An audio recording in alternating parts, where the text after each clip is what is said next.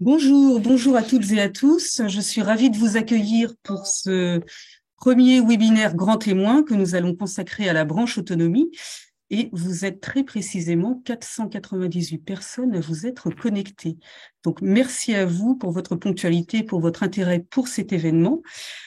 Je vais d'ores et déjà laisser la parole à Iris Loury, directrice des opérations de l'Institut 410, qui va vous présenter un peu plus en détail en quoi consiste cet événement Grand Témoin. Iris, c'est à vous. Merci Caroline, bonjour à toutes et à tous. Tout d'abord, je voudrais excuser Elodie Marchal, la directrice de l'Institut, qui a été appelée sur un autre dossier et qui donc, en raison de cet impératif, ne peut pas être avec nous aujourd'hui. Un webinaire Grand Témoin, effectivement, c'est un nouveau format de webinaire que l'Institut souhaite proposer.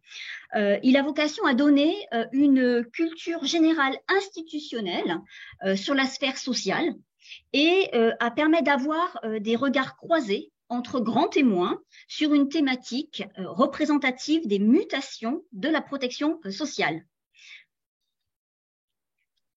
Merci Iris pour cette introduction. Vous avez effectivement cité, en tout cas mentionné, nos grands témoins. Ils sont 5 avec nous. Nous avons donc 5 invités d'horizons différents pour vous présenter cette branche. Avant de vous les présenter, je vous propose un petit avant-propos. Nous allons commencer par une vidéo. Si la vidéo veut bien partir. Alors, autant pour moi, c'était juste un petit suspense. On va d'abord parler d'intelligence artificielle. ChatGPT, vous connaissez peut-être. Alors, de quoi nous parle-t-il ChatGPT quand on lui demande ce qu'est la 5e branche de la sécurité sociale? Je vous laisse le découvrir à l'écran. Eh bien, en fait, on se rend compte qu'il ne nous dit pas grand-chose d'erroné, puisqu'il nous parle bien d'une 5e branche, qui est à la fois une branche autonomie ou encore une branche solidarité. Elle concerne les prestations qui sont liées à la perte d'autonomie qui sont dues à l'âge, à la maladie ou au handicap. Vous avez donc quelques petites précisions sur ce que cette branche propose comme service à domicile, comme service de maintien à domicile. On va donc regarder cela un peu plus en détail tout à l'heure. Je vous propose sans plus attendre, après l'intelligence artificielle, d'écouter ce qu'en pense Dominique Libaud de cette 5e branche. Dominique Libaud est l'actuel directeur de l'École nationale supérieure de la sécurité sociale. Écoutons ce qu'il a à Création dire d'une sur ce nouvelle branche 5e de la branche. sécurité sociale, c'est quand même un événement pour la sécurité sociale parce que les 4 branches initiales n'avaient pas bougé entre 1945 et donc la création de cette 5e branche il y a 2 ans. Et ça veut dire que ça fait passer l'autonomie d'une notion de droit subjectif à une notion de droit objectif, de droit certain. Donc ça renverse un peu la situation entre les personnes en situation de perte d'autonomie et la société. C'est ça, en tout cas, la promesse qui reste largement à concrétiser.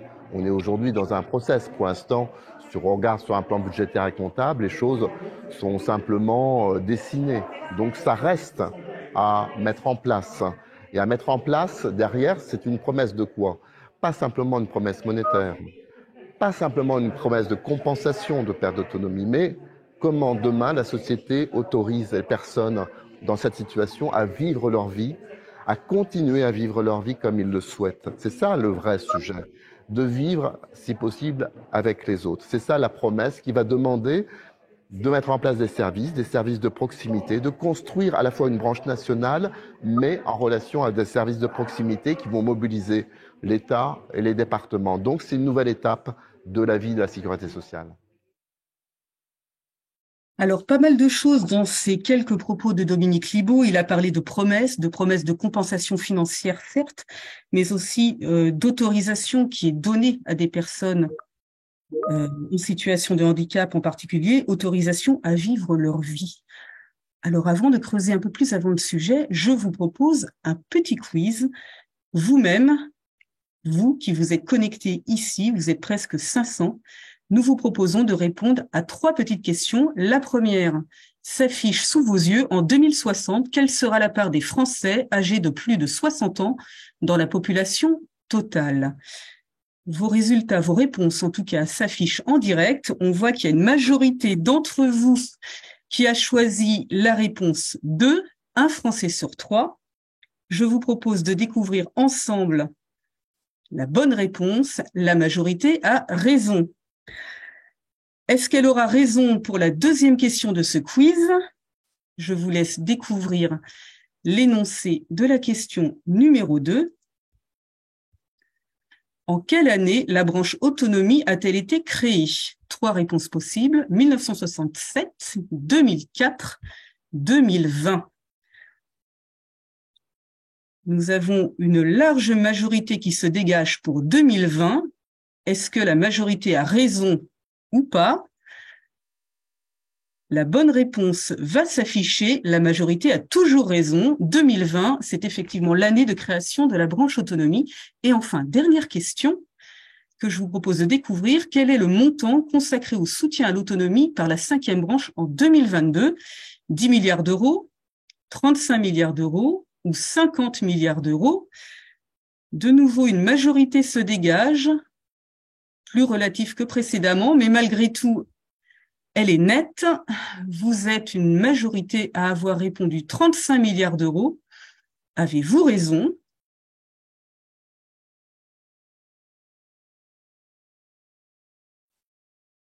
Bientôt la réponse, la bonne réponse qui s'affiche. Effectivement, c'est bien 35 milliards d'euros. Vous en savez déjà beaucoup, mais vous aurez raison de rester puisque maintenant, nous allons vous présenter nos 5 grands témoins qui vont plus en détail vous parler de la branche autonomie. Je vous propose de les découvrir ensemble. Je vous propose de faire la connaissance de Stéphane Corbin. Stéphane Corbin, bonjour. Bonjour. Bienvenue, merci d'avoir répondu à notre invitation. Vous êtes directeur général adjoint de la Caisse nationale de solidarité pour l'autonomie et vous vous exprimerez donc à ce titre avec nos autres grands témoins que je continue de vous présenter. Simon Favreau, bonjour. Bonjour. Bonjour et merci de nous avoir rejoints. Vous êtes pour votre part directeur autonomie au sein du conseil départemental de la Loire-Atlantique. Vous représentez donc les territoires. Merci de nous avoir rejoints. Nous avons également Olivia Bredin. Bonjour. Bonjour. Vous êtes responsable autonomie à l'Agence régionale de santé de l'Île-de-France et précisément à Créteil, à la délégation départementale du Val-de-Marne. Merci à vous. Et enfin, nous allons accueillir Aurélie Decroix. Bonjour.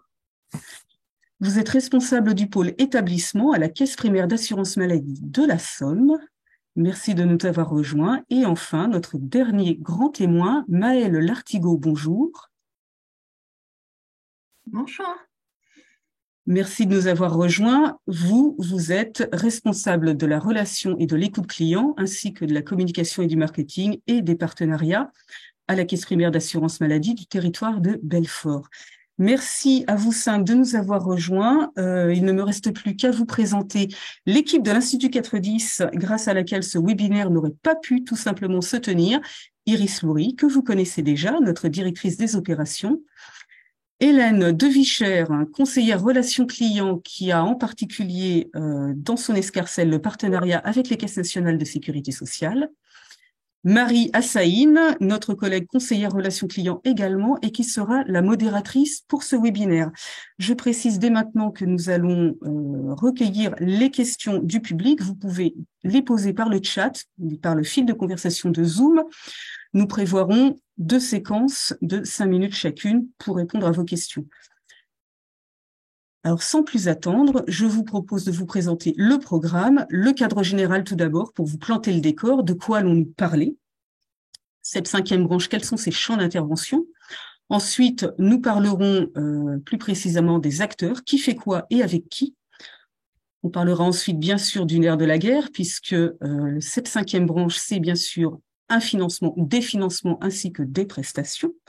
Qui finance quoi?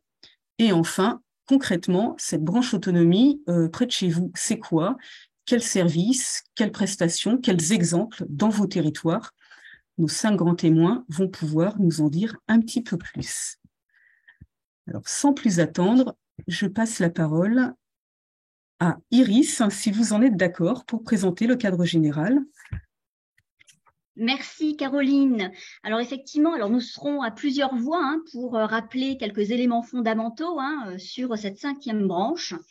Donc d'abord, vous dire que cette 5e branche s'adresse en termes de public aux personnes âgées et aux personnes en situation de handicap, que comme d'autres organismes de la sécurité sociale, elle intervient sur la gestion des dépenses liées à l'autonomie des personnes âgées et des personnes handicapées à travers l'octroi aussi bien de prestations qui peuvent être en espèces, comme par exemple l'allocation personnalisée d'autonomie, ou bien des prestations en nature à travers notamment une offre de services à domicile ou en établissement. Malgré ces dispositifs qui ont vocation à offrir une meilleure prise en charge, il est toutefois constaté un reste à charge pour les familles qui est de l'ordre d'environ 21%. Pour rappel, et comme le précisait Dominique Libaud dans la vidéo introductive, le risque perte d'autonomie a été intégré à la sécurité sociale en 2020, ce qui représente un acte fort et engageant. Mais la Caisse nationale de solidarité pour l'autonomie existe depuis plus longtemps. Je laisserai le soin à Stéphane Corbin de vous en parler plus précisément. Et donc cette CNSA a vu ses missions s'élargir au fil du temps, notamment sur le champ du financement et de la gestion du risque, en matière d'appui technique et d'expertise, et également sur les aspects de pilotage, d'animation et de coordination, compte tenu de la multiplicité des acteurs. Enfin, la 5e branche est aussi de garantir, grâce à un travail en concertation, une répartition équitable sur l'ensemble du territoire national d'une offre d'établissements et de services sociaux et médico-sociaux pour répondre à des enjeux de qualité de service, d'adaptation de l'offre et de réforme de la tarification. Caroline, je vous cède la parole pour la 2e slide. Merci Iris pour ces quelques informations nous permettant de planter le décor. Je vous propose d'approfondir quelques rappels historiques maintenant. Petit clin d'œil à notre quiz où une immense majorité d'entre vous a répondu qu'effectivement la branche autonomie avait bien été fondée en 2020. Et pourtant, il semblerait que cette histoire commence en 2004. Alors, Stéphane Corbin, je vous passe la parole. Pouvez-vous nous en dire un petit peu plus sur cette histoire ancienne, mais qui a connu une accélération ? Oui, bien sûr. Alors, c'est une histoire ancienne, mais pas si ancienne que cela. Vous l'avez rappelé dans votre introduction, où c'est Dominique Libaud qui le rappelait. L'histoire de la sécurité sociale est bien plus ancienne que l'histoire assez courte de la CNSA. Vous faites référence à 2004, qui est la loi qui crée la CNSA, relative à la solidarité pour l'autonomie des personnes âgées et des personnes handicapées.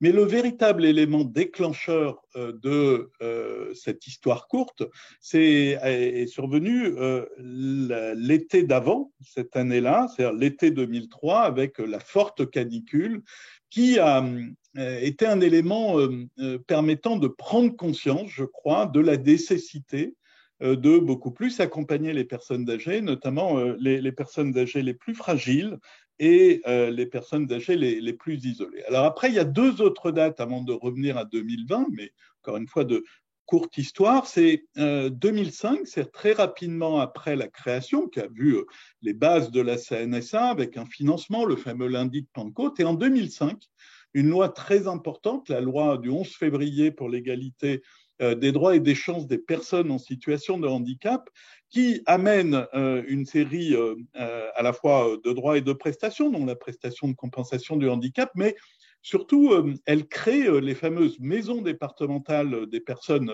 handicapées.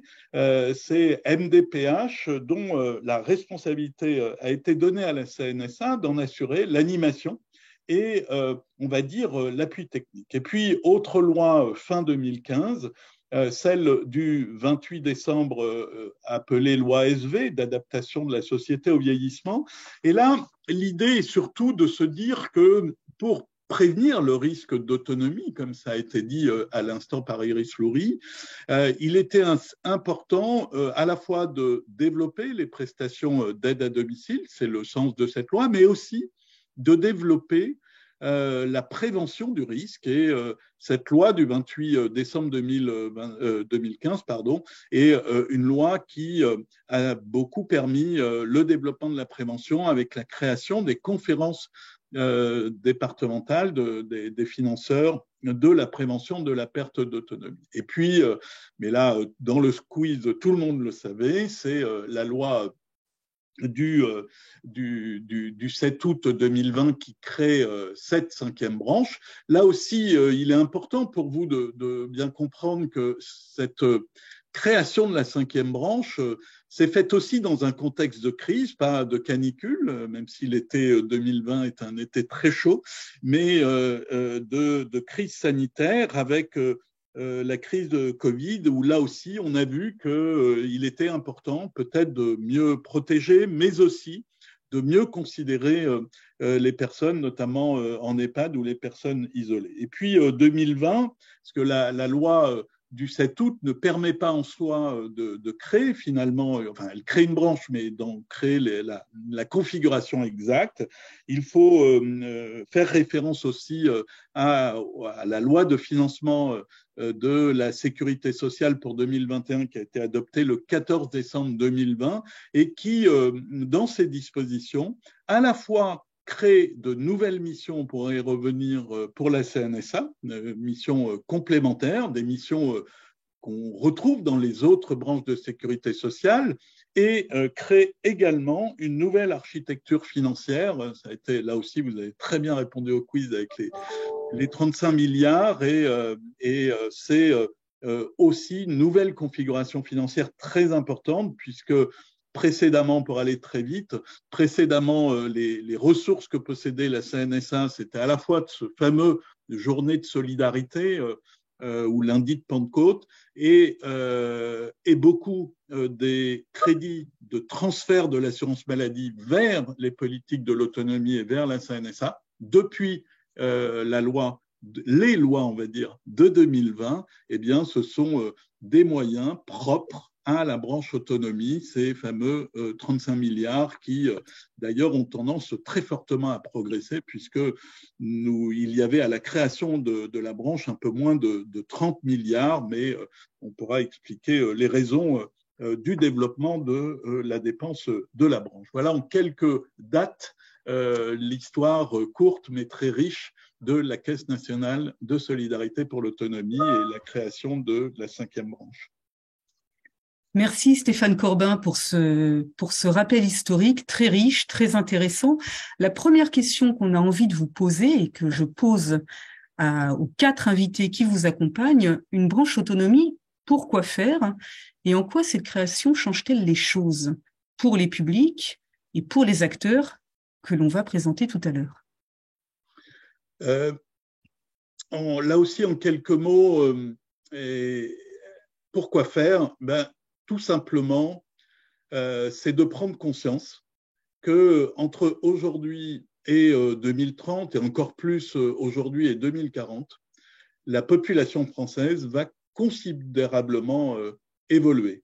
Elle va évoluer, c'est le cas de la décennie en cours, avec une augmentation très forte des personnes de plus de 75 ans. Et elle va évidemment, de manière assez mécanique d'ailleurs, évoluer à partir entre 2030 et 2040 autour des personnes de plus de 85 ans et qui seront plus nombreux pour 2 phénomènes très positifs d'ailleurs, la sortie de guerre et le baby-boom, un nombre de naissances très important qu'on retrouve maintenant, et puis l'espérance de vie qui continue de progresser et qui permet effectivement aux personnes de vivre tout simplement plus longtemps. D'ailleurs, cette espérance de vie, puisque une enquête de l'adresse vient de ressortir il y a 2 semaines de cela, montre qu'il continue à progresser, notamment l'espérance de vie en bonne santé. Il progresse encore de manière plus importante pour les personnes en situation de handicap. Et là, c'est la deuxième très bonne nouvelle, mais qui, évidemment, conditionne aussi l'adaptation de notre système de protection sociale à cet effet, on va dire, de la longévité de nos populations. Et nous ne pouvons pas avoir, on voit bien déjà sur la question des retraites, c'est un vrai sujet, mais alors sur la question de l'accompagnement à l'autonomie des personnes, c'est un deuxième sujet. Le deuxième élément de pourquoi faire une branche, c'est que aujourd'hui le modèle de prise en charge des personnes en situation de handicap ou des personnes âgées est à revoir. Est à revoir parce qu'il a été conçu sur un modèle plutôt de protection et d'isolement des personnes avec les différentes lois qui ont créé des établissements et des services spécialisés. Aujourd'hui, qu'on soit personne handicapée ou personne âgée dépendante, on veut avoir toujours la même place dans la société. Il faut réussir ce que l'on appelle dans notre jargon le virage domiciliaire, c'est-à-dire d'apporter beaucoup plus de services aux personnes, mais à leur domicile, de faire en sorte que ces services soient beaucoup plus coordonnés entre du soin, de l'accompagnement, de l'adaptation du logement, de l'aide humaine et des aides techniques. Et puis, il y a un enjeu important dans les financements, dans ce que représente ce risque-là pour notre pays, sur l'attractivité des métiers, de faire en sorte là aussi qu'on puisse attirer beaucoup plus de personnes. Et pour cela, il faut un système de protection beaucoup plus garanti. Et le troisième élément, et je finirai là-dessus, c'est que créer une branche de sécurité sociale, c'est une promesse, comme le disait Dominique Libaud, mais ça oblige véritablement. Ça oblige parce que ça nécessite de garantir, en quelque sorte, l'universalité des prestations, là où notre système d'action sociale était, et non pas balbutiant, mais plutôt en démarrage, si on prend les deux grandes prestations de la branche, l'APA et la PCH, c'est des prestations qui ont 20 ans, c'est-à-dire assez récentes.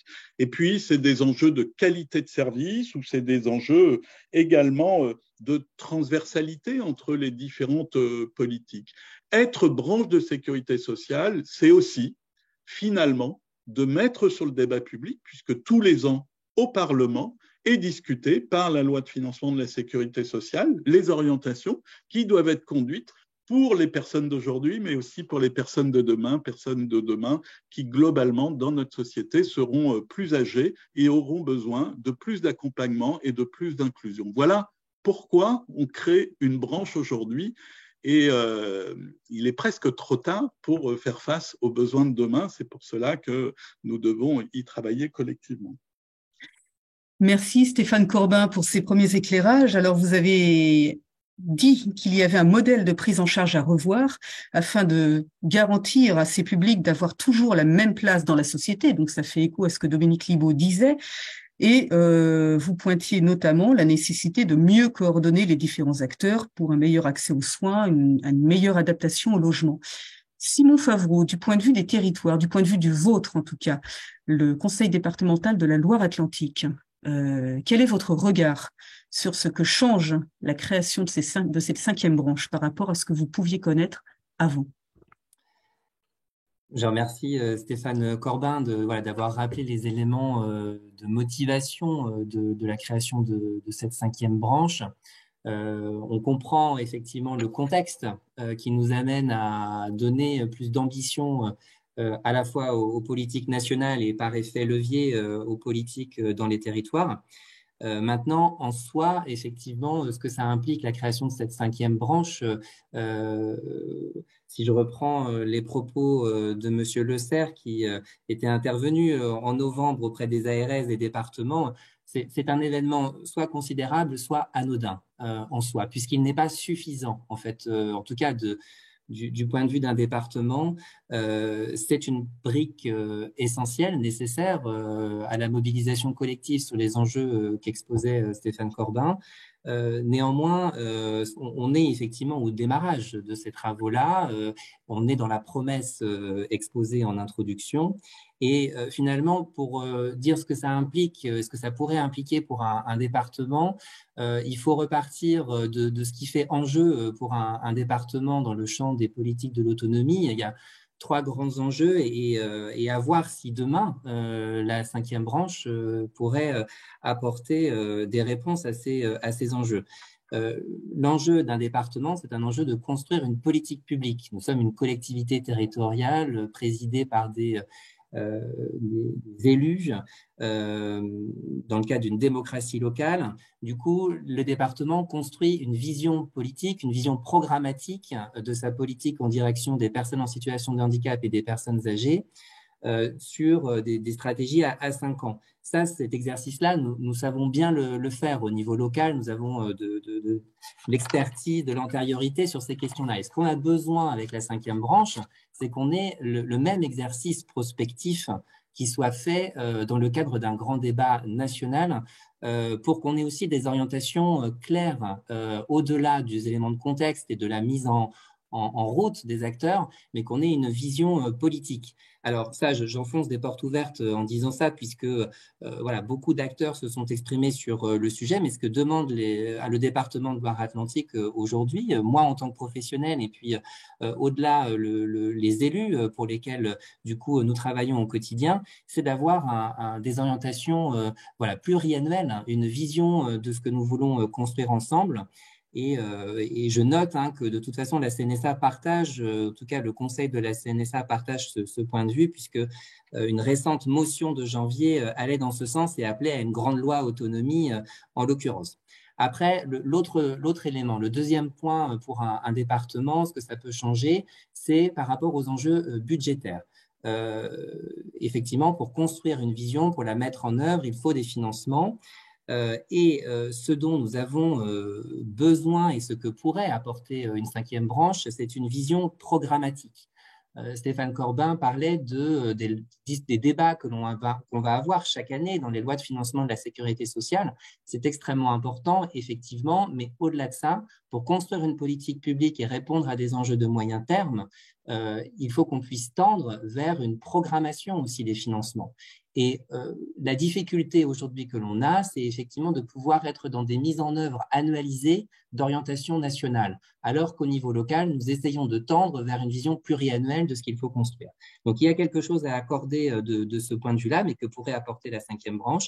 Et puis enfin, pour un département au quotidien, dans la mise en œuvre de ces politiques de l'autonomie, est confronté à des enjeux de gouvernance, c'est classique. On est chef de file, donc on doit coordonner non seulement les compétences qui sont les nôtres, mais aussi aller chercher les autres acteurs, les autres collectivités, pour qu'ils puissent agir à leur niveau et selon leurs compétences pour le public des personnes handicapées et personnes âgées. Eh bien, la cinquième branche, du coup, elle nécessite d'être accompagnée par un nouveau cadre de coopération. Alors, c'est ce qu'on est en train de faire à l'invitation de la CNSA en ce moment. Nous participons à des travaux sur le sujet, mais ce cadre de coopération, il doit pouvoir aussi offrir des garanties sur le respect des prérogatives de chacun.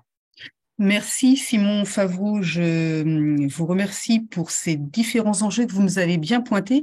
Cette vision des territoires, la vôtre en tout cas en tant que directeur autonomie, on comprend bien que ce dont vous avez besoin, c'est d'un exercice prospectif, une vision programmatique, ainsi qu'une gouvernance qui vous permette de mieux vous situer dans vos rôles et responsabilités. Je passe la parole à Olivia Bredin, qui représente l'État d'une certaine façon. En agence régionale de santé, qu'en est-il? Quel est votre regard? Alors effectivement, ça va être un petit peu différent de ce qu'on peut trouver du côté des conseils départementaux. On verra après, on a un fonctionnement différent qui nous donne au niveau des ARS justement ces grandes directives, ces orientations.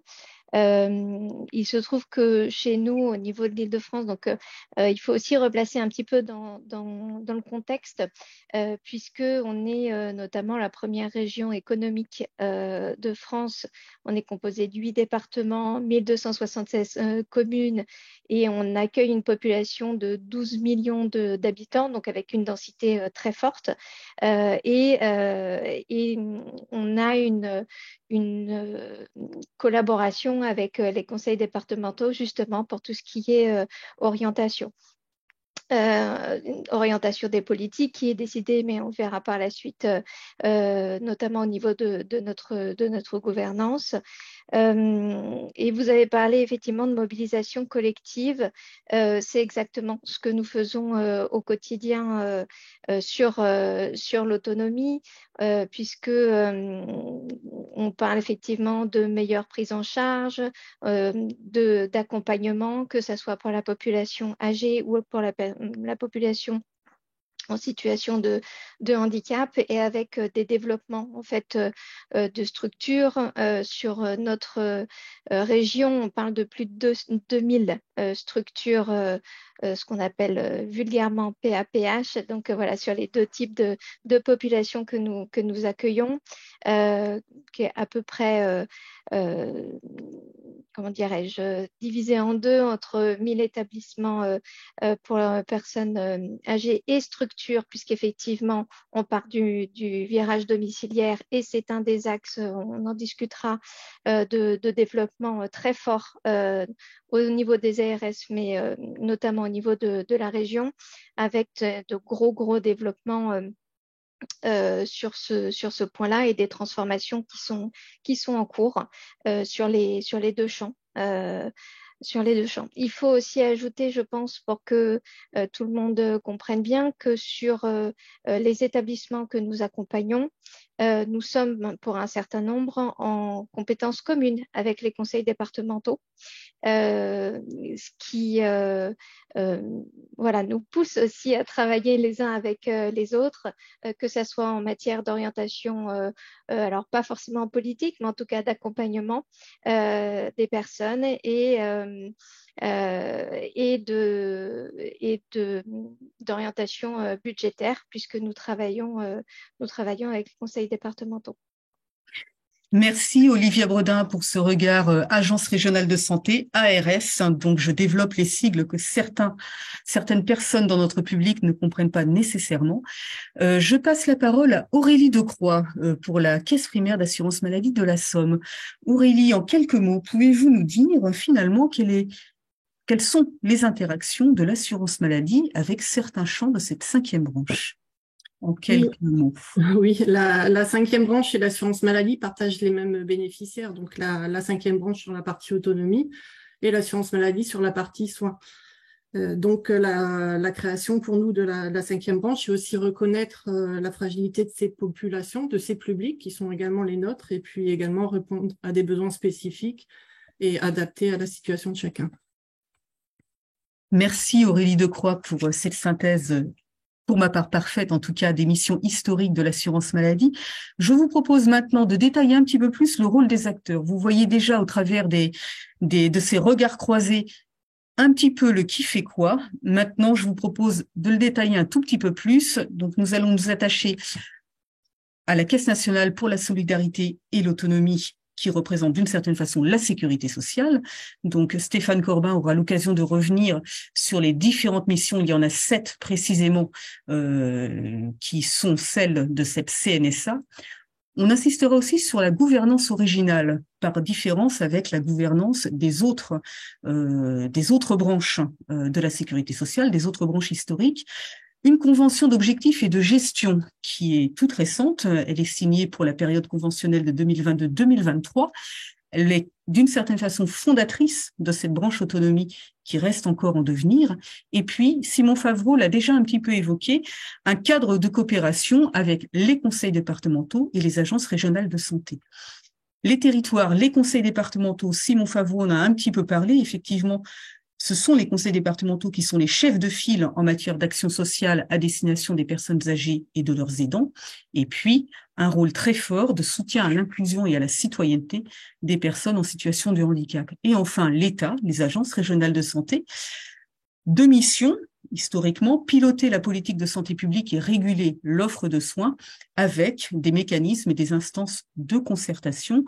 Sans plus attendre, je passe la parole à nos grands témoins et, pour commencer, à Stéphane Corbin.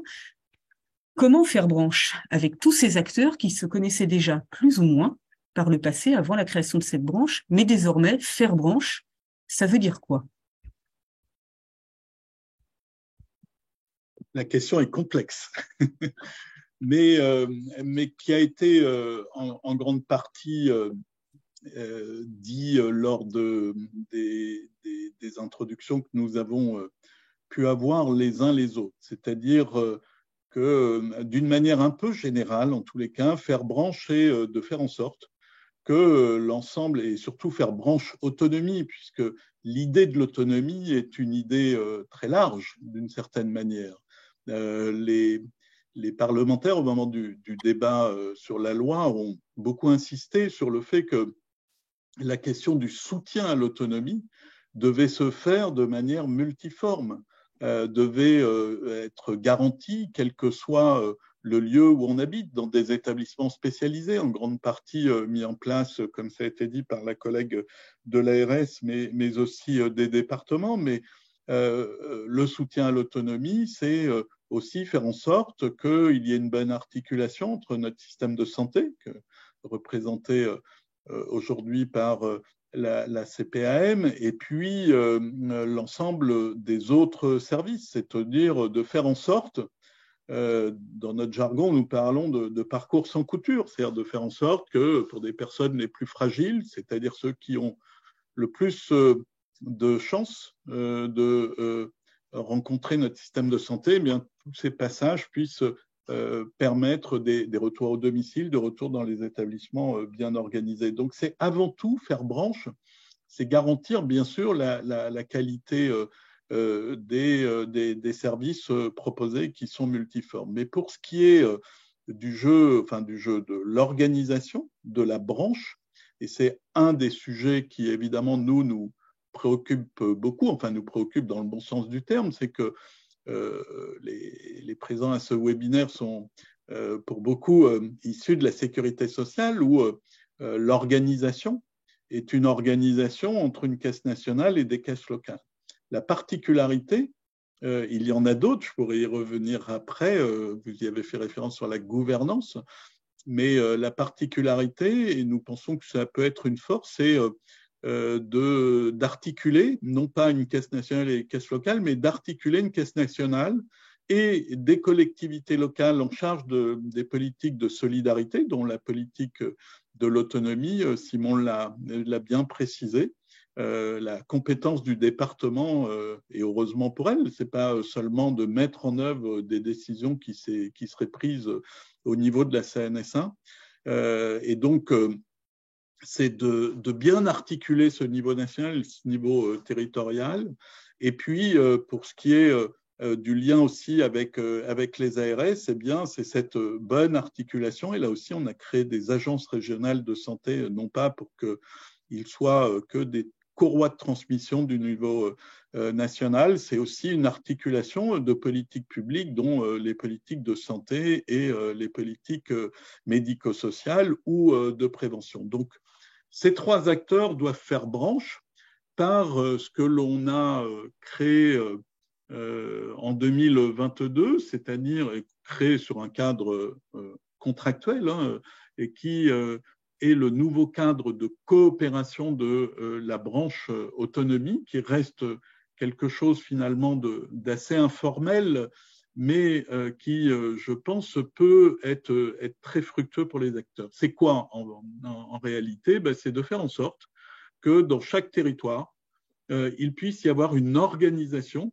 qui inclut l'ARS, le département, mais aussi évidemment les caisses de sécurité sociale, les communes, les acteurs, pour que la politique de l'autonomie, c'est-à-dire la branche, tout ce qu'on vient de dire, la garantie des services, faire en sorte qu'on adapte les besoins à l'offre aux besoins, et notamment à être en capacité dans les territoires d'accueillir de nouvelles populations. Certains territoires vont connaître des vieillissements plus rapides, je pense à l'outre-mer. On sait qu'il y a d'autres territoires qui ont des retards dans la programmation de l'offre. C'est le cas évidemment de l'Île-de-France, mais aussi, si on le dira peut-être en Loire-Atlantique, en tous les cas il nous le dit assez régulièrement. Et donc on a des vrais enjeux de politique publique, et elles doivent se faire de manière coordonnée. Faire branche, c'est de prendre en responsabilité, chacun avec ses responsabilités, mais ensemble, l'ensemble des enjeux de cette politique publique. Et je peux que partager ce qui a été dit aussi bien par le représentant du département que la représentante de l'ARS, c'est pas seulement travailler ensemble et faire un contrat, c'est de faire en sorte que demain, on puisse avoir plus de visibilité, donc qu'il y ait des orientations très claires qui soient données de manière pluriannuelle.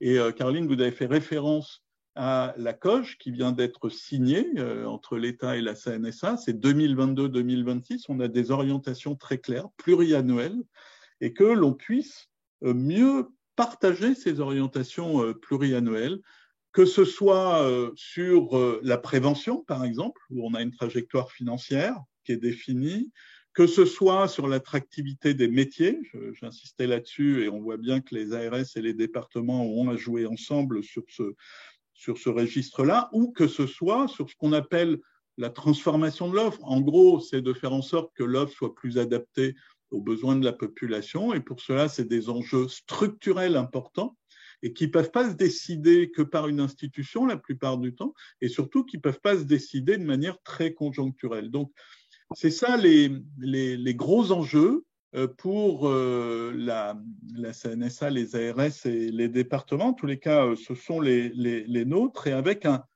mode d'organisation qui doit associer tout le monde. Et encore une fois, quand j'insiste, puisque évidemment, l'ARS et le département sont les acteurs des politiques de l'autonomie sur les territoires, mais les CAF, les CPAM, pour ne parler que d'eux, on va le voir aussi même sur la branche AT-MP, puisqu'il y a des enjeux de sinistralité dans le secteur médico-social considérables, eh bien, on ne peut pas faire sans. Par exemple, on sait qu'aujourd'hui, on connaît une croissance importante de la dépense en matière d'AH. Ce n'est pas une dépense de branche, mais c'est une dépense qui peut venir poser un problème financier d'équilibre aussi.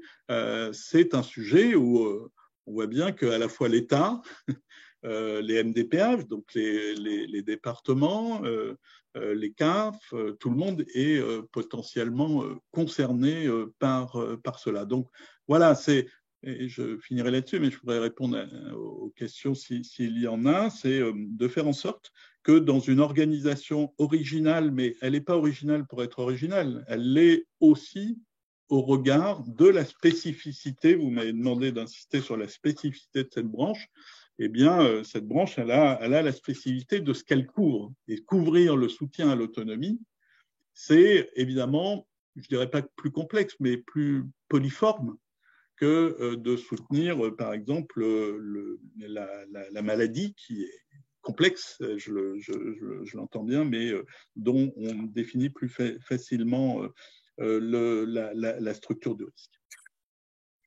Merci Stéphane Corbin pour cet approfondissement en fait de ce que c'est pour vous du point de vue de la Caisse nationale ce qu'est Faire Branche.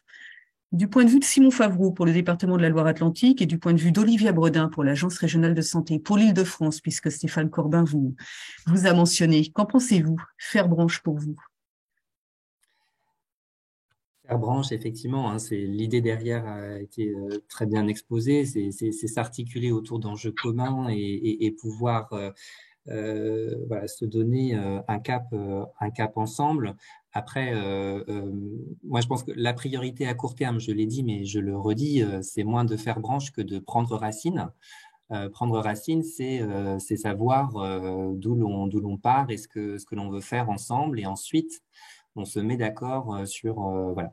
Donc sur la mise en œuvre et les coopérations. Donc ça c'est effectivement l'intention première, en tout cas du département de Loire-Atlantique. Après, quand on parle de faire branche, j'adhère aux intentions qui sont fortes, qui sont posées par la CNSA. L'idée, c'est d'avoir des objectifs communs, de laisser des degrés de flexibilité aux acteurs locaux, ARS, départements et autres acteurs concernés par la branche. Donc ça, ce sont des paroles fortes et qui visent en tout cas à faire branche dans un contexte des spécificités exposées par Stéphane Corbin. Après, forcément, nous avons une histoire, l'histoire des articulations entre le département qui a 40 ans de politique décentralisée derrière lui du coup, depuis 20 ans d'histoire commune avec la CNSA, on a une histoire. Forcément, ce futur se construit aussi avec cette expérience de l'histoire où nous avons tenté, de différentes manières, sans forcément que ce soit la sécurité sociale, de ces collaborations, avec toujours des moments de succès et puis des moments aussi de rigidité et d'avancer au coup par coup. Donc, je pense que c'est important aussi, on ne part pas de rien du coup d'être au clair sur ce passé-là. Qui parfois nous permet d'aborder l'avenir avec prudence. Et puis, dans ce faire branche, moi, je veux insister sur le fait qu'effectivement, notre spécificité acteurs départementaux, c'est de représenter là des élus, une collectivité décentralisée. Il faut que ces élus soient pleinement associés. Vous voyez, aujourd'hui, là, dans notre webinaire, nous n'avons pas autour de la table de conseillers départementaux ni de vice-présidents en charge des politiques de l'autonomie. Et pour autant, le pouvoir décisionnel d'un département appartient à une assemblée élue. Et je crois que faire branche aujourd'hui, ça peut se faire en tenant vraiment en compte, au-delà de la représentation associative des départements via l'Association des départements de France, mais de cette spécificité en allant chercher les élus qui doivent se sentir impliqués, concernés, écoutés sur la construction de cette branche. Pour terminer, quelques remarques sur du coup les composants qui sont annoncés, puisque là on voit afficher un cadre conventionnel effectivement qui pourrait être la base à l'échelle territoriale de ces coopérations entre ARS, départements, CNSA, MDPH et autres acteurs concernés par la branche autonomie.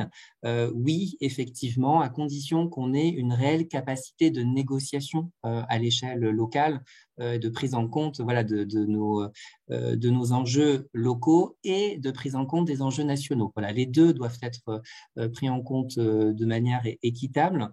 Sinon, on va avoir du coup un décalage et du coup une branche qui va se construire de manière artificielle.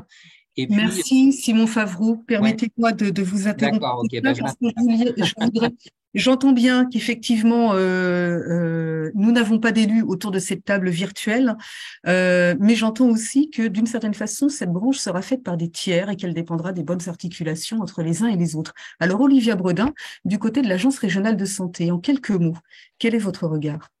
Alors, en fait, je pense que je vais simplement illustrer déjà ce qui a été dit par Monsieur Corbin et Monsieur Favreau, justement sur l'articulation, sur la nécessité du travail ensemble et des volontés. Au niveau de l'Île-de-France, on représente donc 8 départements et sur les 8 départements, ce qu'on peut effectivement voir, c'est que nous avons tous cette volonté et c'est le même objectif de travailler ensemble. On n'oublie pas effectivement toutes les CEPAM, qui est un acteur essentiel, en tout cas avec qui nous travaillons beaucoup, puisqu'il ne faut pas oublier qu'ils ont un rôle historique de financement auprès des établissements, mais que dans nos orientations, les CEPAM nous donnent notamment des données de consommation de médicaments, etc., des données qui nous permettent de nous orienter aussi dans les politiques et dans les orientations à prendre. C'est aussi donc sur cette base d'information que nous travaillons avec des différents conseils départementaux où il y a effectivement les élus qui sont très importants, qui ont leur propre politique et leur propre axe et priorité dans le domaine de l'autonomie sur effectivement différents champs. Pour prendre l'exemple du département du Val-de-Marne, donc auquel j'appartiens, c'est par exemple sur l'autisme et il y a du coup des orientations particulières sur ce thème-là et nous travaillons en collaboration, notamment avec eux sur cette thématique et en fonction des orientations budgétaires aussi et de nos possibilités, puisque c'est un des points effectivement de difficulté, c'est-à-dire que même si nous avons tous les mêmes volontés, les mêmes objectifs de travailler ensemble, certains conseils départementaux n'ont pas forcément les mêmes possibilités au même moment que les ARS aussi. Et c'est sur ces points-là, généralement, qu'il y a discussion et négociation. Pour pouvoir avancer sur justement l'offre à réaliser, enfin en tout cas à créer. Merci Olivia Bredin pour ce troisième regard sur cette cinquième branche. Avant de redonner tout à l'heure la parole à Simon Favreau, parce que vous devrez nous quitter un petit peu plus tôt avant la fin de ce webinaire, je vous propose de prendre une ou deux questions du public. Je passe la parole à ma collègue Marie. Marie, si tu peux nous dire qui a besoin de savoir quoi. Alors, une première question pour Madame Bredin. Vous avez évoqué tout à l'heure des changements qui seraient en cours au niveau de l'ARS lors de votre vision de la cinquième branche. Est-ce que vous pouvez nous en dire plus? Alors, c'est plutôt une évolution et des transformations qui ont été évoquées tout à l'heure de la part de la CNSA, puisque du coup, je vais simplement rappeler effectivement la gouvernance des ARS pour pouvoir faire comprendre en fait ces évolutions-là. Au niveau de notre gouvernance, donc on est un établissement public, c'est le conseil de surveillance en fait qui est donc présidé par le préfet de région qui définit les priorités régionales. Au niveau des ARS, et donc nous avons les orientations politiques, les décisions budgétaires qui en découlent.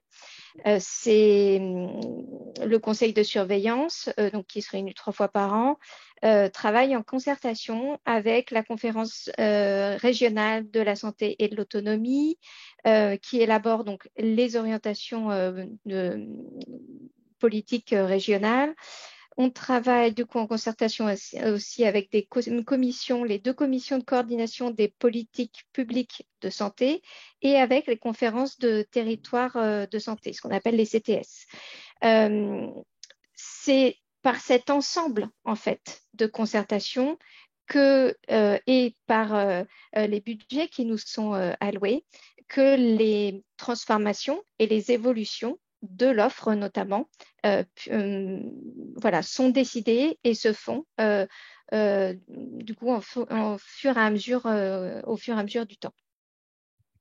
Merci Olivia Bredin pour cette réponse concernant la question qui vous était posée directement en tant qu'agence régionale de santé.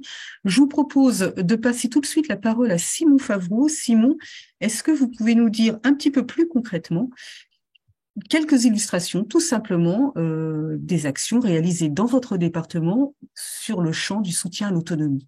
1 ou 2 exemples. Oui, 1 ou 2 exemples. Je vous propose 2 exemples parce qu'ils illustrent bien comment on peut bien coopérer sur certains sujets et du coup faire branche. Sur les services d'aide à domicile, du coup, le département est compétent sur l'appui au financement et l'autorisation des services d'aide à domicile qui interviennent pour des personnes âgées, des personnes en situation de handicap. Aujourd'hui, on est face à beaucoup d'enjeux en lien avec le virage domiciliaire qu'évoquait du coup Stéphane Corbin. Et ces enjeux, du coup, on essaye de les traiter en partenariat. Alors, un enjeu déjà sur la continuité d'action de ces services, puisque leur modèle économique est fragile, il est fragilisé par la crise d'attractivité des métiers qu'on évoquait aussi en introduction. Donc, l'idée, c'est autour de ce sujet de l'aide à domicile, portée, financée en partie par le département, de pouvoir faire branche ensemble et agir dans le cadre d'une plateforme sur l'attractivité des métiers de manière concertée et avec le soutien, y compris de la CNSA. Voilà. Sur les services à domicile, il y a d'autres enjeux que du coup la continuité de leur action. Il y a aussi l'amélioration de la qualité des services, puisque quand on parle d'aide à domicile, on parle de besoins qui peuvent être plus ou moins complexes, et il y a des enjeux forts de formation, de valorisation des prestations complexes, et donc il y a des modèles économiques à inventer avec les acteurs de la branche sur ce sujet, et là-dessus nous avançons avec le soutien aussi de la CNSA. Et puis, autre exemple concret qui peut permettre d'illustrer ce que fait un département, c'est sur le soutien aux aidants.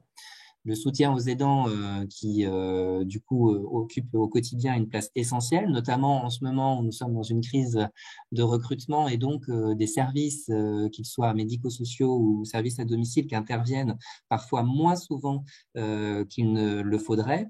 Donc, les aidants sont essentiels. Là, nous avons pu, sur la partie handicap, avoir une démarche coopérative avec la délégation territoriale de l'ARS, avec la CAF, la CPAM, avec l'ensemble des acteurs concernés par ces questions-là, pour engager ensemble une démarche participative avec les citoyens en 2020 et construire ensuite une offre qui est cofinancée à hauteur de notre implication sur ces sujets, à la fois une offre de conseil et d'information pour les aidants, mais aussi une offre de répit, puisque l'enjeu essentiel, c'est de pouvoir offrir des moments de répit aux aidants. Donc là aussi, sur ce sujet-là, en Loire-Atlantique, nous avons pu faire coopération et agir pour une amélioration du service public. Merci Simon Favreau. J'en profite pour préciser au public qu'à l'issue de ce webinaire, un replay vous sera proposé à compter de la semaine prochaine, donc vous pourrez le voir et le revoir, et nous mettrons également à disposition un petit bookmark, donc en bon français, une sélection de liens vers les sites internet des structures représentées par nos grands témoins, et en particulier pour ce qui vous concerne, Simon Favreau, si vous en êtes d'accord, nous renverrons vers le rapport d'activité du Conseil départemental de la Loire-Atlantique, dans lequel on trouve des illustrations très riches de ce que votre territoire met en place à destination de vos publics, personnes en situation de handicap et personnes âgées. Si vous en êtes d'accord, je vous propose de passer aux chiffres. Ça va être très simple, je vais vous en dire deux. Qu'est-ce qui rentre et qu'est-ce qui sort? Qu'est-ce qui rentre concrètement? Quelles sont les recettes prévisionnelles pour 2023 pour la 5e branche? C'est à la vue suivante, si mon collègue veut bien le passer. Voilà ce qui s'affiche. Nous avons donc, et Stéphane Corbin nous le confirmera, 36 milliards d'euros de recettes qui sont prévues pour 2023. Pour quelles prestations? Pour quelles charges? Combien est-il prévu d'allouer aux différents publics? 38 milliards d'euros. Ça veut donc dire, si je compte bien, qu'il y a un léger déficit de 2 milliards d'euros. Stéphane Corbin, pouvez-vous nous expliciter ces chiffres et puis plus globalement les enjeux financiers de la branche autonomie? Oui, ne laissez pas croire que nous sommes de mauvais gestionnaires en commençant une nouvelle branche de sécurité sociale qui ne serait pas à l'équilibre. Effectivement, la branche a démarré à l'équilibre, elle a perdu très vite son équilibre, mais vous le savez, elle s'est créée dans un contexte bien particulier, puisque c'était la crise Covid qui a amené à, et je pense que le collègue de l'ARS le confirmera, à venir soutenir fortement le secteur médico-social dans cette période par des crédits complémentaires pour accompagner la crise, puisque ça a engendré des dépenses nouvelles. Et puis, l'autre élément, et c'est bien normal d'un certain point de vue, c'est qu'il s'agissait aussi de venir soutenir plus fortement à travers notamment les dispositions prises d'abord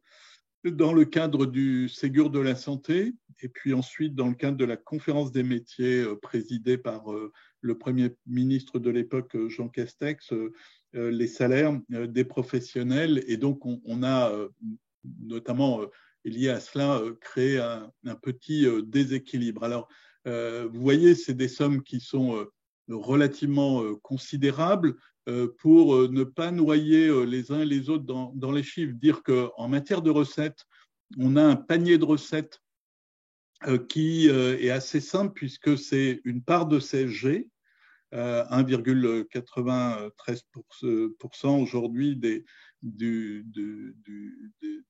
cotisations liées à la CSG, des cotisations patronales, hein, donc c'est lié à la CSG nous arrive. Et puis, plus historiquement, donc la CSA, la contribution de solidarité pour l'autonomie, et puis la loi SV a créé cette contribution sociale pour les personnes retraitées qui s'appelle la CASA. C'est ça notre panier de recettes. Alors, on pense d'ailleurs que là, vous avez mis en évidence le budget prévisionnel, mais je ne suis pas devin, hein, mais évidemment, nos recettes, comme pour beaucoup d'ailleurs des autres caisses de sécurité, enfin des autres branches, est conditionnée en partie par la croissance et par l'activité économique plus directement, et plus il y a de cotisants et plus nous avons des recettes qui évoluent, on peut penser que notre panier de recettes peut évoluer. Sur la dépense, vous le voyez, hein, nous avons essentiellement à couvrir des dépenses historiques d'ailleurs, dont Olivier Bredin précisait d'ailleurs qu'elles étaient payées par les CPM. Donc effectivement, moi je considère que la branche elle est bien plus large que le cercle restreint, puisque beaucoup y contribuent, les CAF et les CPM particulièrement. Donc c'est le financement des établissements et des services, et puis une partie des prestations individuelles. Alors ces prestations individuelles sont majoritairement financées par les départements, Simon Favreau l'a précisé, mais par le biais de concours de la CNSA adressés aux départements, on contribue sur une moyenne pour ce qui est de la prestation la plus importante autour de l'APA, qui est environ 40% de la dépense qui est assurée par la branche autonomie. Alors, ça, c'est un peu pour expliquer finalement ce que l'on finance. Il y a évidemment d'autres financements, hein, vous voyez, l'investissement dans les EHPAD avec un grand programme, hein, de soutien à l'investissement, et puis assez classiquement une gestion administrative assez réduite de 1% de la dépense. Alors, les 438 millions d'euros consacrés à la gestion administrative n'est pas que la gestion de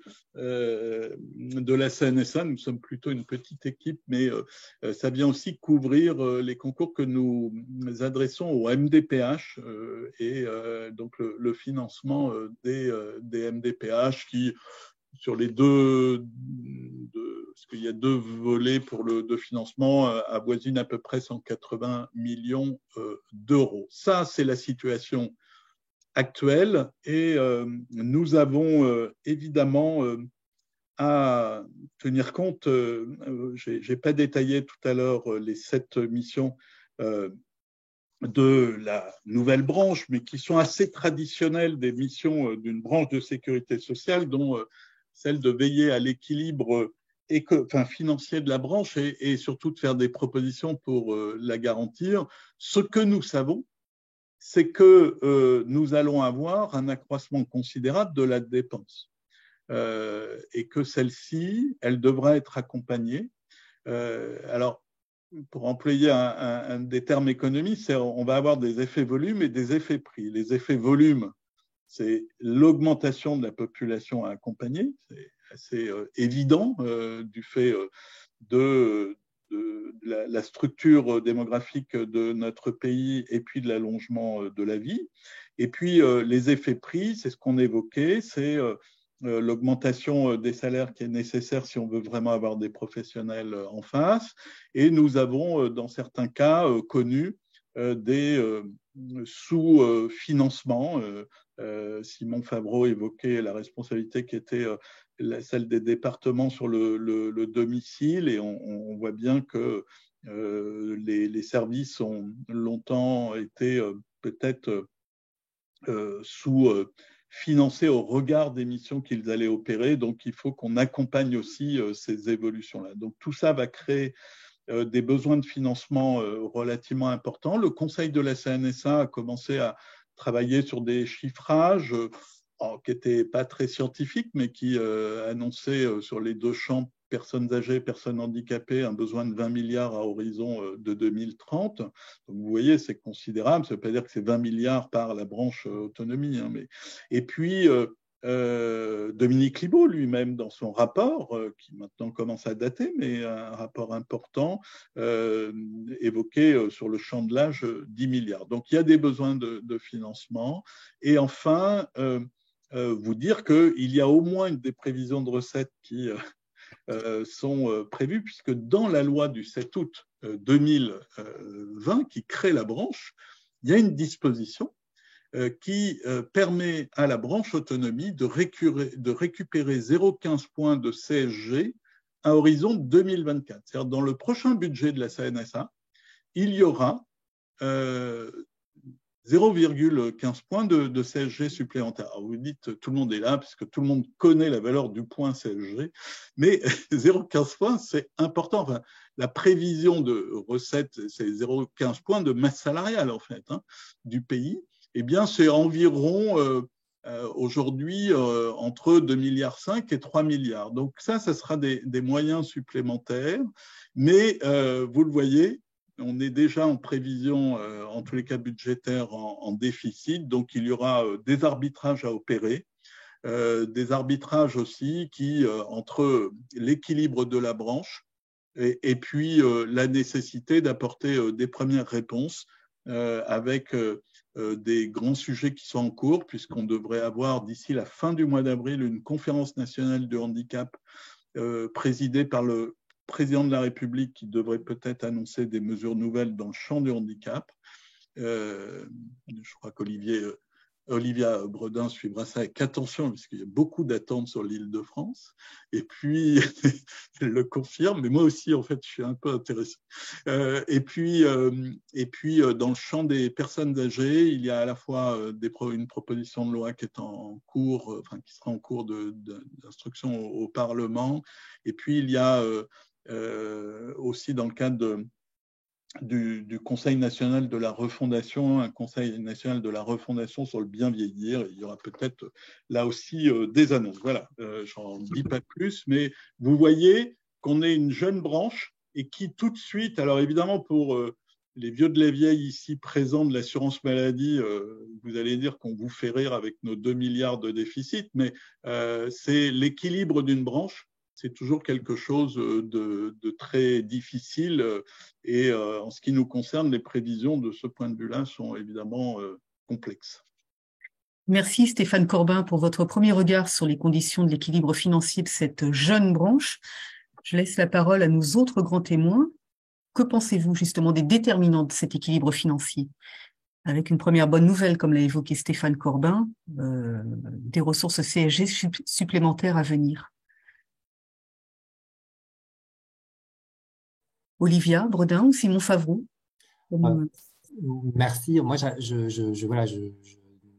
me félicite de ces évolutions qui vont tout à fait dans le sens des besoins identifiés dans les territoires. Une remarque du côté des recettes, par contre, des départements. Les départements ont perdu toute capacité de lever l'impôt, ce qui était aussi un des éléments au fondement de la constitution des départements. Et aujourd'hui, nos recettes aussi sont très liées au contexte économique et à l'activité économique. Donc, notre capacité aujourd'hui décisionnelle au niveau d'une collectivité, de faire face aux besoins croissants dans le secteur de l'autonomie, elle est liée à une conjoncture économique, notamment les droits de mutation liés aux ventes et aux acquisitions de biens, ce qui fait que pour faire face aux enjeux, nous n'avons pas d'autre levier que de suivre la conjoncture, ce qui peut être aujourd'hui une fragilité quand on sait que le secteur de l'autonomie pour un département, c'est presque 30% de ses dépenses de fonctionnement. Merci Simon Favreau. Olivia Bredin, côté Agence régionale de santé, votre regard sur les conditions de l'équilibre financier? Alors, plus qu'un regard, puisqu'effectivement, pour le coup, nous ne pouvons pas équilibrer étant donné que nous dépensons. Nous dépensons ce qui nous est alloué. Et au contraire, si nous pouvions avoir plus de financement, et donc je rejoins mon collègue du conseil départemental et également Monsieur Corbin, qui est très intéressé effectivement par la demande de l'Île-de-France pour avoir des financements supplémentaires. Voilà, tout ça nous est bénéfique, mais pour que et je rejoins du coup des questions qui sont posées dans le fil de discussion pour que les choses soient claires. Sur la slide précédente, il y avait effectivement indiqué le financement du coup de la CNSA. Les ARS, par le biais des CPAM, utilisent les financements qui nous sont alloués donc pour les établissements. Ce qu'on appelle fonds de financement, c'est du fonctionnement quotidien, c'est le budget des établissements. Nous payons donc avec nous au niveau ARS, puisque donc c'est ce qu'on indiquait, on est en compétence commune avec le conseil départemental. Nous payons tout ce qui est attrait aux soins sur les établissements médico-sociaux, que ce soit les EHPAD, donc sur le volet personnes âgées, tout ce qui est au niveau des services de soins infirmiers à domicile et tout le champ du handicap, donc les établissements, adultes, enfants et les services. C'est du fonctionnement du paiement de salaire et du matériel. Le financement des ESMS, c'est ceci. Vous avez l'autre partie sur tout ce qui est investissement pour les murs, c'est-à-dire qu'effectivement, vous avez des établissements aujourd'hui qui ont besoin de rénovation.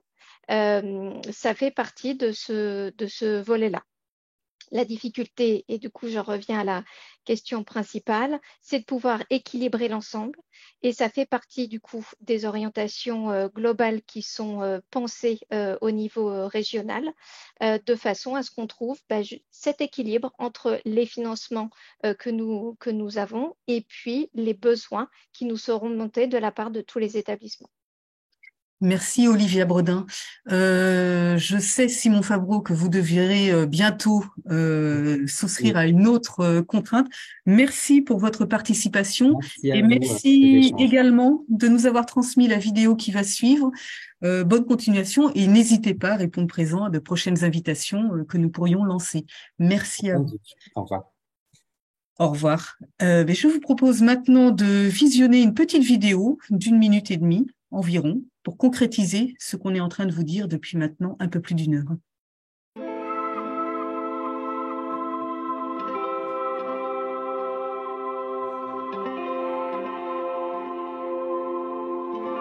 Alors, je suis venue accompagner mademoiselle Soasic dans sa routine de tous les jours. Donc je peux l'accompagner en course, je peux lui faire sa lessive, je peux l'aider aussi au niveau de sa toilette parce qu'elle prend des douches qu'avec des personnes spécifiques parce que évidemment c'est pas facile d'être avec des personnes qu'on ne connaît pas pour se laver.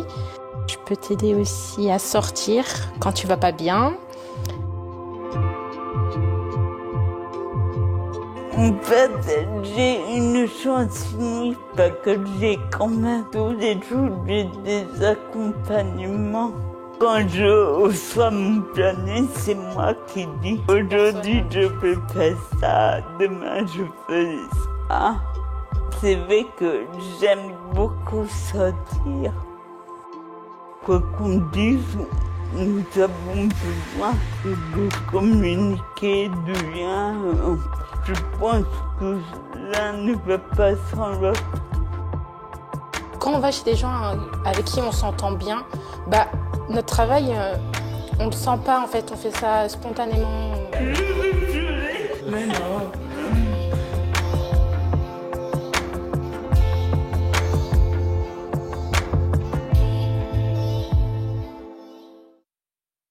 Alors voilà, concrètement, quelques actions en faveur du soutien à l'autonomie.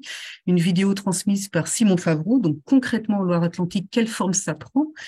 Olivia Bredin, j'ai envie de vous poser la question, vous, du côté de l'ARS Île-de-France et en particulier de votre délégation départementale, le Val-de-Marne, sur le champ du handicap ou sur le champ de l'âge, quelles sont les illustrations qui pour vous font sens, font priorité?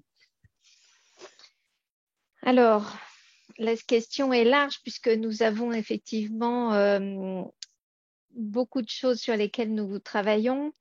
Si je prends ce qui est sur la diapo, l'attractivité des métiers, puisqu'on en a parlé depuis le début, et j'ai vu que, pareil, il y avait une question sur la discussion dessus. C'était déjà une question il y a plusieurs années. La crise Covid a effectivement accentué en fait la difficulté de l'attractivité des métiers. C'est un sujet que nous portons au niveau de l'agence, au niveau régional, où nous avons lié des partenariats. On parlait de partenariats globaux. C'est par exemple Pôle emploi et l'Adriette. Alors, je suis désolée pour le diminutif, mais je ne sais pas exactement ce qui signifie, mais en tout cas, l'Adriette, donc, qui est la direction régionale sur tout ce qui travaille sur l'emploi sur le territoire. On développe des partenariats pour aider les établissements dans les recherches d'emploi, dans tout ce qui est explication, parce que en fait souvent le médico-social est considéré comme en tout cas peut être mal vu, alors que on l'a vu, c'est plein de richesses, c'est l'humain et c'est ce qui nous porte tous dans les établissements, c'est ce qu'on peut voir et donc il faut porter cette bonne parole aussi. Nous travaillons avec les instituts de formation également pour pouvoir développer ce volet-là. Nous allons travailler avec l'éducation nationale qui est aussi un acteur important sur le territoire à un double niveau et sur l'attractivité des métiers et dans le champ de l'inclusif. Et donc, j'en viens du coup à un deuxième point puisque sur le champ du handicap, l'école inclusive est un volet important de la même façon que le volet domiciliaire pour les personnes âgées. Donc, c'est un point que nous développons, que nous avons développé et que nous souhaitons continuer à développer. Alors, pour vous expliquer ce que c'est que l'école inclusive, en fait, il y a beaucoup de dispositifs. On va avoir notamment tout ce qui est unité d'enseignement. Qu'est-ce que c'est une unité d'enseignement? Aujourd'hui, par exemple, vos enfants vont à l'école. Quand vous avez un enfant qui est en situation de handicap, il peut être en établissement ou il peut être à la maison, mais il peut ne pas être accepté à l'école du fait de son handicap. Du coup, l'école inclusive permet de créer des dispositifs pour adapter le milieu ordinaire, permettant l'accueil des enfants en situation de handicap. Ces unités d'enseignement sont du coup la réponse pour pouvoir créer cette école inclusive. Ces unités, vous en avez différents types. Il y a donc les unités d'enseignement maternel, élémentaire, puisqu'il y a tous les niveaux. Il y a aussi d'autres dispositifs, donc des unités au collège, au lycée. Il est effectivement aussi prévu de pouvoir travailler avec les universités, puisque ce sont des enfants classiquement qui vont de la maternelle jusqu'à des études supérieures quand ils en ont la possibilité. Et vous avez du coup des champs particuliers, notamment sur l'autisme. Donc, on appelle ces unités d'enseignement maternel autisme les UEMA. Vous avez la même version pour l'élémentaire et vous avez des unités d'enseignement pour les personnes en situation de handicap, mais de polyhandicap, qui est très particulier. Donc là, ça se développe également sur l'Île-de-France. On a de façon plus globale aussi un dispositif particulier qui était le premier en Île-de-France sur notre département, qui est le dispositif d'autorégulation. C'est-à-dire que ce sont des enfants qui vont être peut-être moins touchés par le handicap, mais qui peuvent aller à l'école. Et l'idée, c'est que on ne ferme pas finalement cette classe et cette unité uniquement pour ces enfants particuliers, mais on l'ouvre à l'ensemble de l'école, ce qui fait que les professionnels médico-sociaux, donc qui sont habitués à gérer des troubles du comportement, vont aider l'ensemble des enfants qui sont présents dans l'école, parce qu'on peut aussi avoir des enfants turbulents, on peut avoir des ZEP, etc. Voilà. L'école inclusive, l'idée, c'est ça. On a aussi des équipes mobiles pour pouvoir aider les professeurs de l'éducation nationale pour encadrer ces enfants particuliers. Sur le champ du handicap, on va avoir aussi tout ce qui est transformation des ESAT. Donc, Olivia Bredin, je vais faire court. Je vous remercie pour cette présentation d'un des champs d'intervention du soutien à l'autonomie. Effectivement, l'école inclusive, c'est un enjeu qui est majeur parce qu'il s'agit de nos enfants, de notre jeunesse. Donc, leur faire une place dans la société, c'est effectivement quelque chose de fondamental. Si vous le voulez bien, je propose de passer la parole à Maëlle Lartigot, qui est à la Caisse primaire d'assurance maladie du territoire de Belfort, parce que finalement, elle va pouvoir, d'une certaine façon, prolonger votre propos, puisqu'il s'agit tout simplement de montrer ce qu'est un parcours attentionné inclusif, puisqu'on est vraiment dans l'inclusion. Maëlle Lartigot. Oui, donc effectivement, sur le territoire de Belfort, nous avons développé un parcours inclusif à destination des personnes en situation de handicap intellectuel et psychique, tout simplement parce que nous avions lancé un appel à projet sur l'inclusion numérique et l'ADAPI avait répondu avec des propositions qui nous semblaient vraiment très intéressantes et on est monté au fur et à mesure des mois en charge. Et maintenant, on peut dire vraiment qu'on a un parcours inclusif. Donc, les grandes étapes, en fait, déjà, c'est l'ADAPI qui identifie les personnes qui sont volontaires dans ce parcours parce que ça va vraiment sur la démarche, effectivement, de l'autonomie, du parcours citoyen et il pourra aussi décharger les aidants, on en a parlé tout à l'heure. La première étape, c'est que la CPAM a formé le personnel de l'ADAPI sur l'offre de service, sur voilà, les aides qui existent, sur les démarches en ligne. Et ensuite, on a décidé de faire une troisième étape, à savoir la visite des locaux par les volontaires de ce parcours inclusif. En amont, on a travaillé toute la signalétique de notre accueil avec l'ADAPI pour que ce soit vraiment le plus lisible, le plus clair possible et pour avoir la labellisation S3A, hein, d'accueil et accompagnement accessible. Nous avons formé nos agents d'accueil, bien sûr, à la posture, à comment on accueille une personne en situation de handicap intellectuel et psychique, sans stigmatiser, mais vraiment en incluant dans notre accueil. Et l'ADAPI a créé avec nous des documents faciles à lire et à comprendre pour les démarches en ligne, une fois de plus, pour permettre l'autonomie des usagers.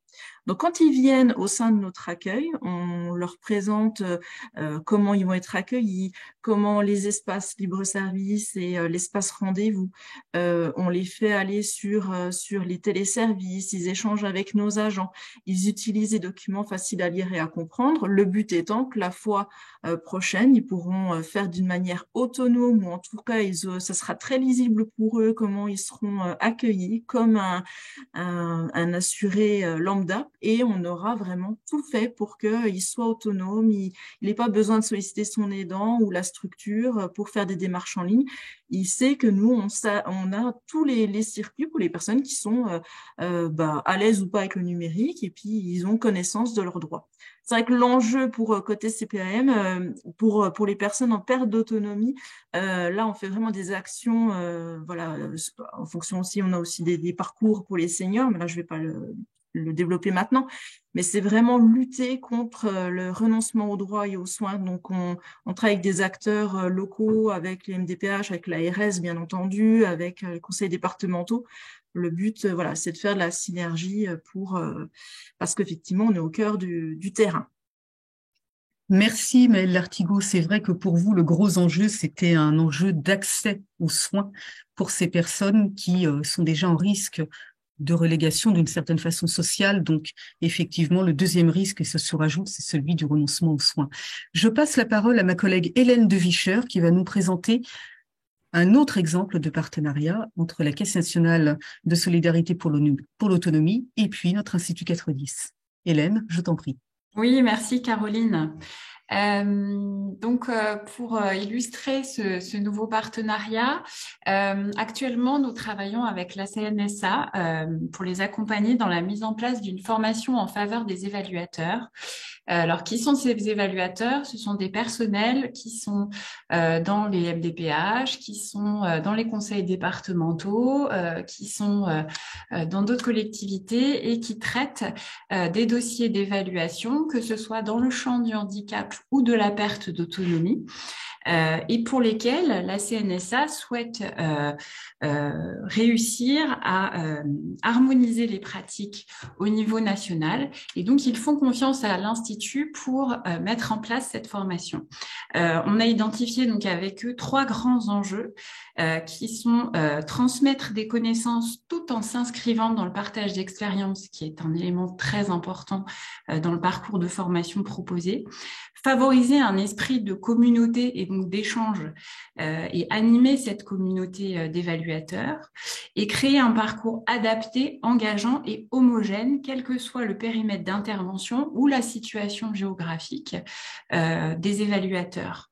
Et donc, à travers ces 3 enjeux, on va proposer avec la CNSA d'accompagner les évaluateurs sur leur montée en compétences, sur l'harmonisation des pratiques et bien sûr à une évaluation qualitative en faveur des principales personnes concernées, qu'elles soient en perte d'autonomie ou en situation de handicap. Voilà. Merci Hélène. Notre webinaire va bientôt s'acheminer tout doucement vers la fin. Oui, merci. Effectivement, nous avons 3 sites. Le premier qui apparaît à l'écran, mais ce sera plus clair si vous y allez, qui est le site CNSA. .fr, qui est ce que l'on appelle notre site grand public, mais qui vient répondre aussi à beaucoup de questions.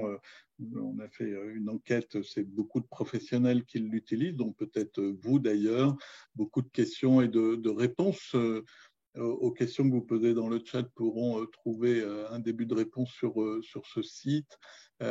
Et nous sommes dans une phase d'ailleurs de refonte du site. Donc on vous invite d'ailleurs à réagir et à voir comment vous souhaitez qu'il évolue. Ça, c'est donc le site, on va dire, grand public, institutionnel, cnsa.fr. Et puis nous avons 2 sites qui sont plus ciblés. Peut-être qu'ils auront vocation à se rejoindre demain. Alors, c'est la slide d'après, qui est pour les personnes âgées.gouv.fr, qui est donc, comme son nom l'indique, un site dédié à l'information fiable, un portail national donc d'information pour les personnes âgées et les proches. Ça fait partie d'ailleurs des compétences nouvelles qui nous ont été données par la loi ASV de 2015, dont je faisais référence tout à l'heure.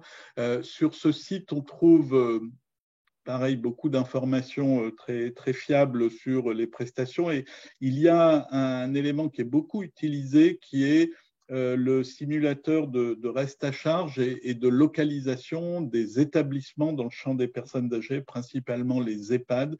Si vous voulez savoir où il y a un EHPAD près de chez vous ou près de chez votre proche qui en aurait besoin, et avec les prix de journée, vous le trouverez sur ce site et il est très fiable. Et puis le petit dernier, c'est monparcourshandicap.gouv.fr qui est un portail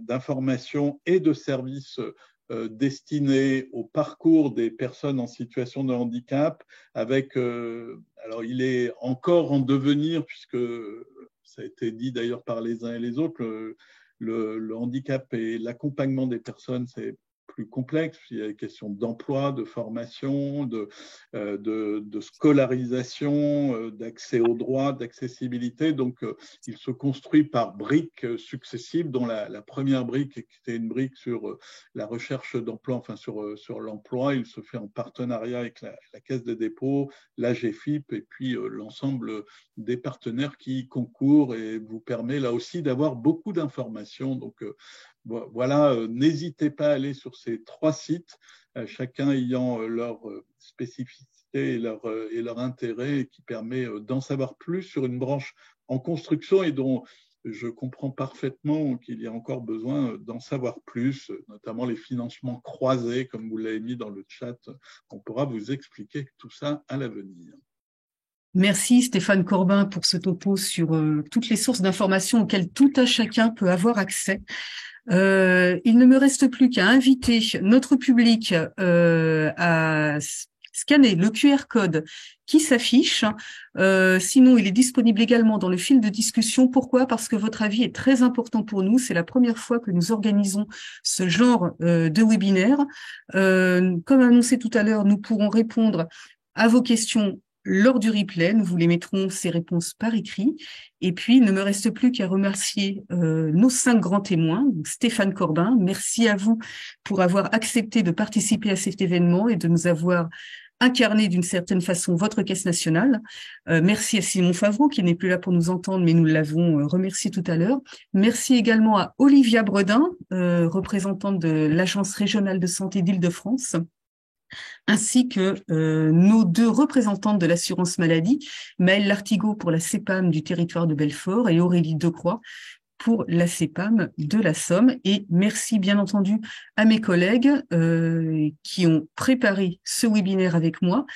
Il ne me reste plus qu'à vous proposer de consulter régulièrement notre site internet, le site internet de l'Institut 410, sur lequel vous trouverez toutes les informations nécessaires si vous êtes intéressé par des formations relevant de la sphère sociale. Et Merci. on va introduire la réunion du 22 mai de l'EN3S, Caroline, donc qui propose une thématique le 12 mai, pardon, le 12 mai. Et si tu peux nous en dire un peu plus. Alors effectivement, donc ce webinaire-là, il est organisé, celui que nous sommes en train de faire avec vous, il est organisé par nous, mais il vous sert quelque part un petit peu de galop d'essai puisque l'École nationale supérieure de la sécurité sociale organise pour sa part un webinaire le 12 mai. Donc je vous invite à vous rendre sur le site internet de cette école pour en savoir un petit peu plus. C'est un webinaire également consacré à la branche autonomie. Sylvain, qui était un peu mon timekeeper. Est-ce que on est bon. Il y a d'autres interventions à annoncer? Parfait, merci à vous. Au revoir. Merci à tous, au revoir et à bientôt sur un prochain webinaire.